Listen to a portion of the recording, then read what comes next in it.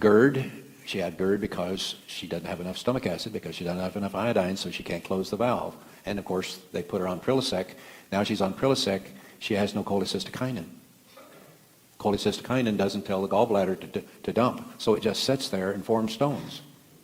So now she has a gallbladder pain, and in order to make the hormone adrenaline requires the amino acid tyrosine. Where do you get tyrosine? Stomach acid breaks proteins into amino acids, including tyrosine. So no stomach acid, no tyrosine, no adrenaline, and so she has panic attacks. She also has insomnia and unable to go to sleep until after 11. Well, every organ in the body has a specific time of day in which it heals itself. And so the parasympathetic system functions from up to about 9 o'clock, and then from 9 to 11 sympathetic. So if she's in a panic all the time, she won't be able to go to sleep until after 11 because she's stuck in sympathetic on. She's angry a lot and gets a divorce. Well, that relates to adrenaline. You know, the adrenal glands are two separate glands and should be thought of as two different glands. The outer part of the gland makes cortisol and aldosterone. Cortisol, of course, has to do with inflammation and blood sugar. Aldosterone has to do with systolic blood pressure because it controls the amount of sodium and thus water that you retain. The inside of the adrenal glands makes adrenaline. Now, when you become deficient in adrenaline, the following slippery slope begins to happen. First of all, you have trouble dealing with stress. Next, you have trouble with your memory. And then you can't multitask. So you're sitting reading a book and somebody says, hey, do you want mustard or mayonnaise?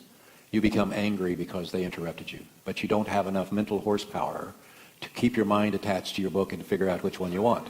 So you break free from your book, you decide whether you want mustard or mayonnaise, you go back to your book, and now you can't remember your place, so you're even more annoyed than you were before, to the point of anger.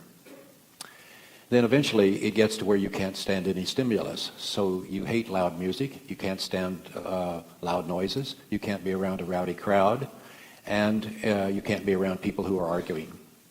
Next, it gets to where all you want to do is sit in a corner and have people leave you the heck alone. And then your sexual equipment quits working. All of that is due to lack of adrenaline. And so many people get on that slippery slope, and many of you here in this audience are somewhere on that slope. And the problem is that when you don't have enough adrenaline, and that every time somebody wants to interact with you, you get snippy at them or even yell at them.